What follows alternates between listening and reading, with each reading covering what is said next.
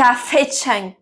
C'est bien ça comme on dit. Non, parce qu'on va faire un café à l'œuf qui est vietnamien. J'ai trouvé une recette et je me suis dit on va tester ensemble. Je suis désolée si je prononce mal, vraiment, je connais pas très bien la langue et du coup j'ai essayé de bien faire au début de vidéo, donc n'hésitez pas à me reprendre si jamais je fais mal les choses. En tout cas, a priori déjà il faut prendre un œuf. Logique, c'est un café à l'œuf et on va, séparer le blanc du jaune. Donc le blanc, je le mets dans la tasse. Très important, il faut un œuf bien frais. C'est très important parce que bon, l'œuf sera pas totalement cuit dans le café, donc et le jaune à l'intérieur. Et on va mélanger 2 cuillères à soupe de lait concentré sucré avec le jaune d'œuf. Je sais pas si j'étais seule quand j'étais petite, mais je buvais ça comme ça. Je kiffais le lait concentré. Et avant, il y avait les petits berlingots, je sais pas si vous vous rappelez. Il y avait goût fraise, vanille, chocolat, c'était grave bon, mais je les retrouve plus. Ensuite, on va fouetter le tout jusqu'à ce que ça devienne une mousse bien onctueuse.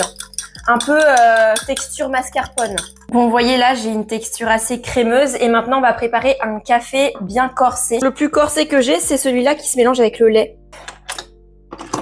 J'ai mis une tasse transparente pour que vous puissiez voir parce qu'on va faire 2 couches après. Normalement, pour la préparation du café, c'est avec un café filtre vietnamien, une façon de faire.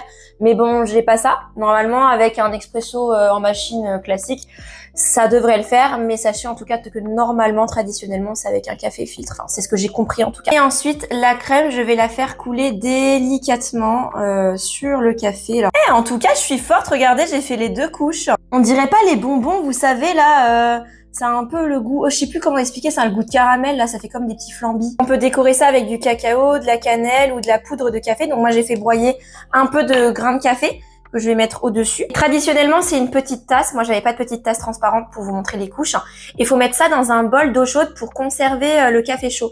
Bon, moi, personnellement, je vais directement le déguster avec vous, donc on va voir ça. Mais n'hésitez pas, moi, quand je maîtrise pas un sujet, c'est un truc que je teste. Si jamais il y a des Vietnamiens ou quelqu'un qui sait vraiment comment préparer, n'hésitez pas à me corriger si j'ai fait une erreur. Donc, je sais pas si ça se déguste comme ça, avec la couche pas faite, mais moi, personnellement, je vais mélanger. Alors, je suis désolée s'il y a des personnes qui ça va pas plaire, mais moi, en fait, j'aime bien quand tout est bien... Enfin, vous voyez, en plus, je m'aime bien cette couleur-là, un peu café au lait. Bon, allez, goûtons.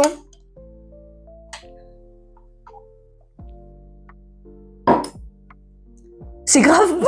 C'est onctueux, c'est gourmand, c'est crémeux, c'est très bon. C'est très très bon. C'est vraiment délicieux. Testez la recette pour ceux qui aiment le café et dites-moi en commentaire si vous avez aimé.